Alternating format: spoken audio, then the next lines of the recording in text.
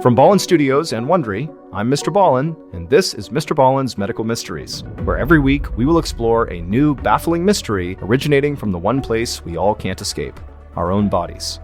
So, if you like today's story, whenever the follow button texts you, only reply with, "Who dis?"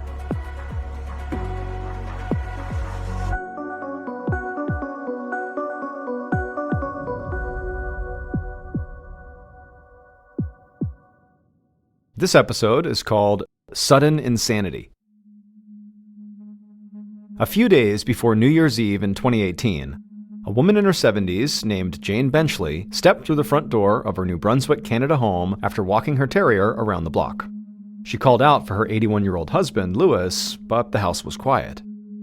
Jane checked their bedroom, then the bathrooms, and even looked in the backyard. And just as she started to worry, she heard Louis's voice from down the hall. She opened the door to what used to be his office. Inside, her husband was hunched over his desk, looking at dusty old accounting logs and muttering to himself. Jane was surprised to find him there. Louis had retired years ago and hardly ever used the office anymore. When Jane asked him what he was doing, Louis slammed his fist down. Then he shoved the folders to the floor, leapt to his feet, and began shouting about how he'd been cheated. A supplier overcharged him for lumber on a contracting job, and he was furious about it. Jane tried to calm him down by reminding Louis that he'd sold his construction business years ago. Any money conflicts from old projects were water under the bridge now. But Louis was not having it. He just stood there angrily shaking his head and fell silent. Jane left the office to give her husband some space to sort through his anger on his own. But at dinner later that night, Louis was still fuming. He barely spoke.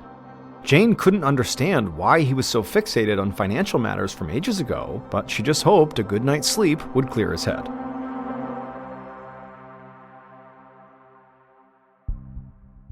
But the next day, Jane returned to the house after running some morning errands to find her husband acting totally frantic again.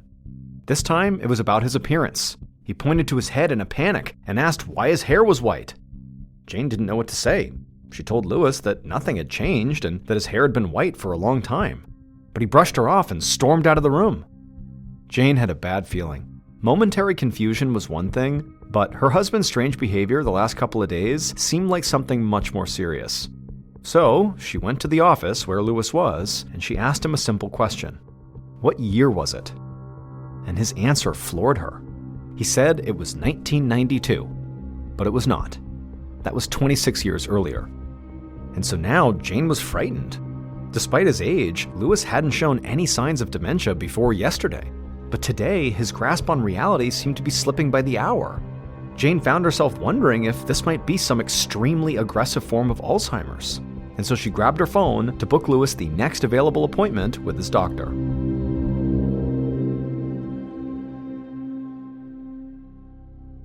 That night, Jane did her best to try to relax. She sat down in front of the TV with a cup of tea, but no matter what she did, she just couldn't stop worrying about her husband. As she got up to pour a new cup, she heard a loud crash from down the hall. Jane rushed towards the noise and swung open the office door. Inside, the floor was covered in shattered pieces of Louis's desk lamp. Behind the desk sat Louis, thrashing in his chair with his eyes rolled back in his head. Jane rushed to his side and tried to calm him down, but his body was spasming out of control. All she could do was hold his limbs and try to keep Louis from smashing anything else. Gradually, the seizure did subside, and once Louis was breathing normally, Jane grabbed her phone, purse, and keys and guided her husband to the car. Her mind raced as she drove him to the hospital. What in the world was going on with her husband?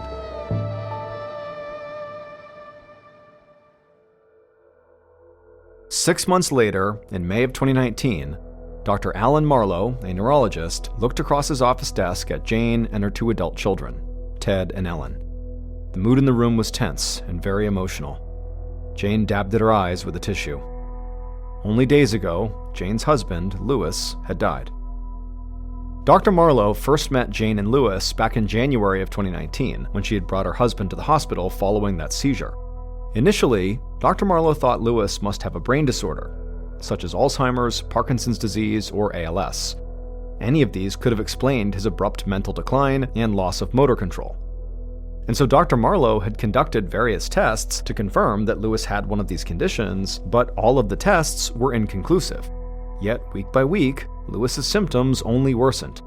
He began having daydreams that were like nightmares. They were pure hallucinations, but very real to Lewis. Also, Lewis began to lose control of his limbs. He would have these muscle spasms that were super intense to the point where basic movements would cause him severe pain. Eventually, Dr. Marlowe suspected the worst: Creutzfeldt-Jakob Disease, a rare and always fatal condition that is caused by abnormal proteins in the brain.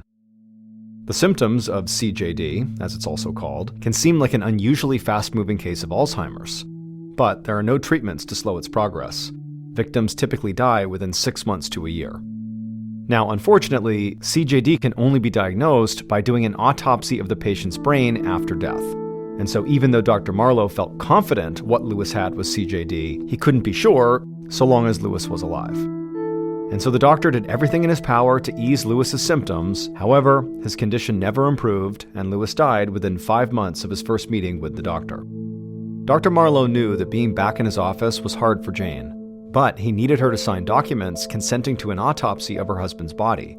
Learning the details of the condition that killed Lewis might help future CJD patients avoid a similar fate. Jane dried her eyes, took the pen, and signed the documents.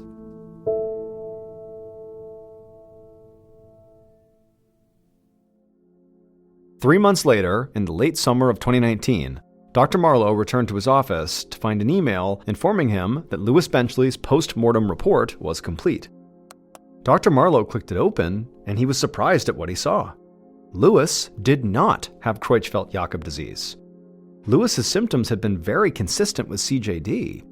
Nothing else had made sense to the doctor. But if CJD didn't kill Lewis, what did? Dr. Marlowe opened Lewis's old medical file to refamiliarize himself with the details. And as he did, something about Lewis's combination of symptoms rang a bell in Dr. Marlowe's memory. Dr. Marlowe dug up the case files of some other patients he treated over the past few years. Now, they were much younger than Lewis, in their 20s or 30s, so at first they did not seem connected to him, especially since CJD typically afflicted older or elderly people. But these younger patients had reported very similar symptoms to Lewis: sudden mental and physical decline with no warning or prior genetic condition. The other similarity was that nearly all the patients, Lewis included, lived in the same two regions of Canada: the city of Moncton, which is the most populous city in New Brunswick, and the Acadian Peninsula, a strip of the northeast coast known for scenic fishing villages and blueberry farms. However, Dr. Marlowe couldn't imagine why the people in these two specific areas of New Brunswick would be more vulnerable to this strange and deadly disease. Dr. Marlowe buzzed his secretary to schedule a meeting with Jane to share the results of her husband's examination. Dr. Marlowe wondered what to tell her after breaking the news that her husband had not in fact died of CJD. He knew she'd want to know the same thing he did. What had killed Lewis? Dr. Marlowe just hoped he could eventually find the answer. 6 months later, in the depths of winter, Dr. Marlowe poured himself another cup of coffee in the break room and looked out the window. It was barely 3 p.m., but it was already getting dark out. Dr. Marlowe felt spread thin by his workload recently. Over the past 6 months, his medical practice had been filled with a string of complicated cases, all very similar to Lewis Benchley's. Patient after patient had come to him after suffering an abrupt mental decline, followed by physical degeneration. As with Lewis, many of the patients exhibited symptoms similar to CJD, but something was always slightly off. No matter how many tests Dr. Marlowe ran, the results never quite aligned with CJD. The symptoms either developed too slowly or too rapidly, or they didn't respond to medications that they should have. But the strangest thing was how young most of these patients were.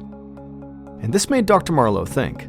Ever since Lewis's post-mortem examination showed that he was negative for CJD, Dr. Marlowe had begun to have the sneaking suspicion. Maybe what happened to Lewis was something totally new, something other doctors hadn't recognized yet, something still unnamed. Dr. Marlowe admitted that was a bit far-fetched, but it was the only working theory Dr. Marlowe had. However, despite his suspicion that perhaps he was looking at this brand new condition here, Dr. Marlowe still reported each of these new mysterious cases to the Creutzfeldt-Jakob Disease surveillance system, run by the Canadian government. He hoped that by keeping the government informed, it would help them spot larger trends that maybe Dr. Marlowe couldn't. He figured that if they did see a bigger trend, that healthcare providers like himself would be notified of any special actions they should take in response. In the meantime, though, Dr. Marlowe decided to do a little investigating on his own.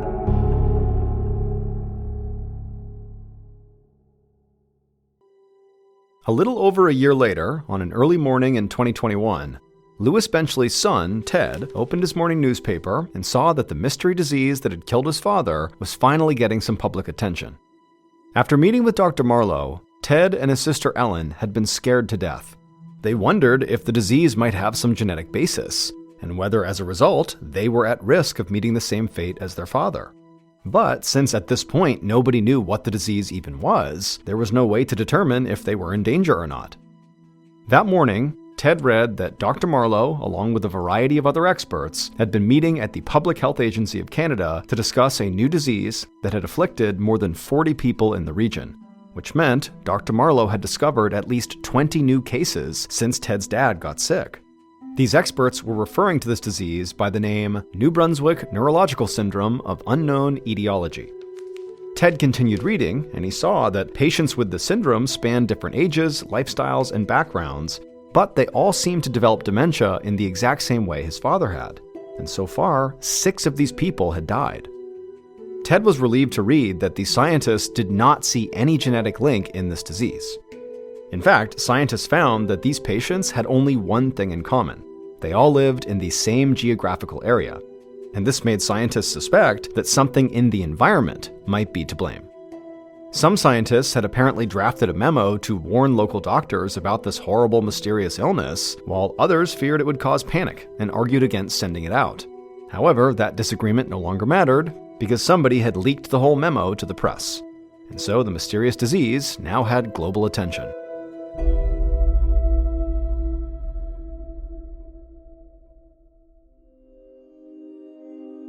With this mystery disease now out in the open, Ted hoped to connect with other families affected by the syndrome, and he would quickly discover that somebody had already set up a discussion group for New Brunswick Neurological Syndrome on Facebook. And soon, Ted would share to this group that the Canadian Institutes of Health Research had offered Dr. Marlowe's group 5 million Canadian dollars to fund a clinical investigation of New Brunswick disease. However, 2 months later, the New Brunswick provincial government announced it would be taking over this investigation, which meant Dr. Marlowe and his team of scientists would no longer be involved. Ted and the other members of this Facebook group could not understand why the government would exclude Dr. Marlowe. He had done more than anybody else to identify the strange condition and its victims. Ted thought the government should be looking to include more scientists rather than leaving people out. It just made no sense to Ted or anybody else in this group, unless something was going on behind the scenes that they weren't aware of. 5 months later, in October of 2021, Ted was driving to work on a crisp fall morning. He kept the windows cracked to enjoy the fresh air, with the radio turned on low. Ted was doing his best to enjoy the morning, but his mind was preoccupied. His father, Louis, had been dead for over 2 years, but his cause of death was still unknown. Ted and his Facebook friends had been anxious for more information, but ever since the provincial government had taken over the investigation, there had been zero updates on the issue. As Ted passed an 18-wheeler loaded with lumber, his ear happened to catch a snippet from the radio. He turned up the volume just in time to hear the announcer mention the New Brunswick disease. The province had been studying a cluster of 48 cases, 8 of which had been fatal so far. To conduct autopsies on those 8 fatalities, they had turned to an independent doctor from the province of Ontario, Dr. Robert Hansen. And now Dr. Hansen had finished his investigation. And his preliminary conclusion was that there was no connection between the cases. They were all separate incidents, unrelated to each other. Dr. Hansen determined that each of these patients had contracted a well-known disease, such as cancer, Lewy body dementia, or Alzheimer's. There was no new disease here. Ted couldn't believe what he was hearing. He was certain there had to be a connection between all these cases. Also, Ted had seen his father's autopsy report. He wasn't sure which disease Dr. Hansen thought had killed his father, but he knew that his dad had absolutely not died of CJD or any of those diseases listed in Dr. Hansen's report. It was something new. something that still was not recognized by the medical community. And so now, Ted wondered if maybe the Canadian government wanted to keep it that way. Something just felt off about this whole situation, and so Ted decided he was going to do something about it.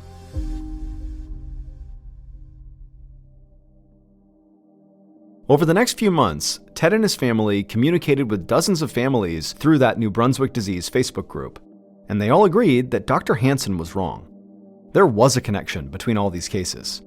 And the cause had to be environmental since almost every patient lived in the same area of Canada. Working together, Ted and the others had come up with possible strategies to continue searching for an answer. One idea was just to crowdfund their own environmental testing. Another idea was to invite famed environmental activist Erin Brockovich, whose life was actually made into a movie starring Julia Roberts, to have her lead an outside investigation.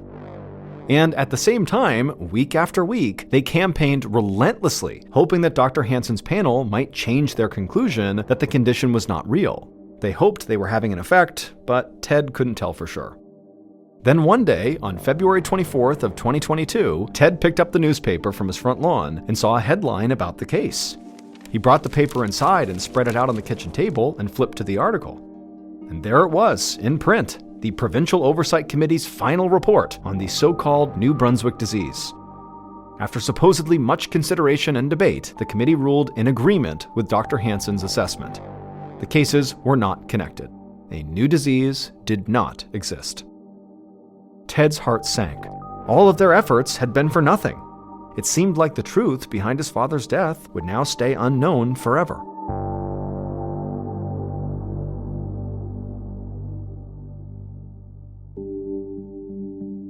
Over 8 months later, as the sun was beginning to set on an autumn afternoon in 2022, Dr. Marlowe slumped into his chair behind his desk and sighed deeply. His last patient of the day had just left. Finally, he could take a moment for himself. Even after the government shut down his research into the New Brunswick disease, Dr. Marlowe's workload of patients who appeared to have the non-existent condition continued to grow. Eventually, it totaled 430, 111 of whom were under the age of 45, and 39 had died so far.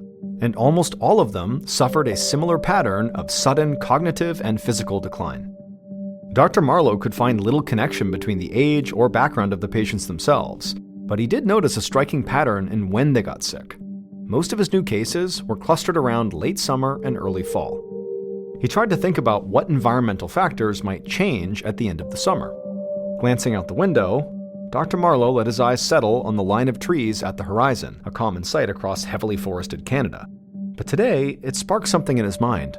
Dr. Marlowe wondered if the late summer spike in cases had something to do with forestry schedules. Dr. Marlowe knew that most logging is done in the summer. Once the trees are felled and hauled away, new seedlings are planted to regrow the area, so it can be logged again in the future. But in order to keep weeds and shrubs from choking off the new trees, loggers spray herbicide. As with many chemicals, Dr. Marlowe knew that their effects on humans sometimes took generations to identify. If it was discovered that exposure to these herbicide chemicals was sickening people in this area, it would be a massive liability for the Canadian government. Was it possible that's what they were afraid of, and why the government had closed the investigation? To keep a connection like this hidden? Logging was one of New Brunswick's oldest, biggest, and most profitable industries, and messing with an economic engine of that size was a dangerous business. If the forestry industry feared they might be tied to a public health epidemic, Dr. Marlowe had no doubt that calls would be made to top political leaders to put pressure on them to stop that information from getting out. Too many people stood to lose too much money. Dr. Marlowe wanted to test this new chemical theory, but it would take weeks before he finally found a laboratory that was willing to discreetly run some tests for him. It was a 6-hour drive away in the province of Quebec, but Dr. Marlowe was thankful to have anyone willing to take on this work. In December of 2022, Dr. Marlowe collected blood samples from over 100 of his New Brunswick disease patients, and he shipped them to this laboratory. His goal was to test as wide a spectrum of patients as possible to make sure his results were scientifically sound. Weeks later, Dr. Marlowe finally got word from the lab that the tests were complete. He swiped open his tablet to check the results, and what he saw astonished him.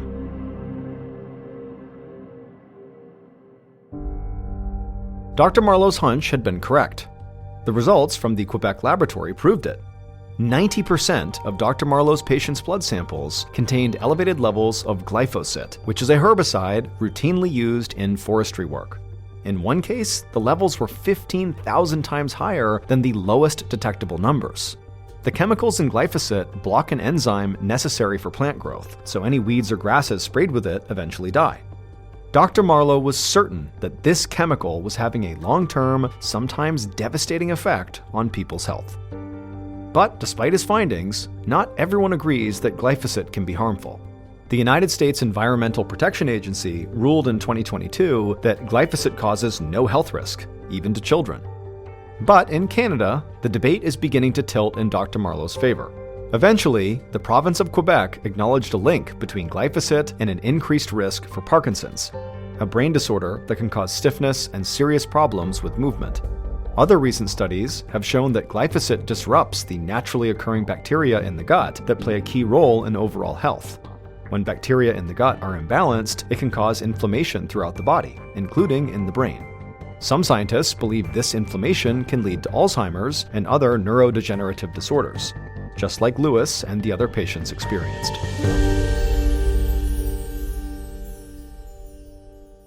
Dr. Marlowe continues to hold out hope that the government will resume their research, and he may get his wish.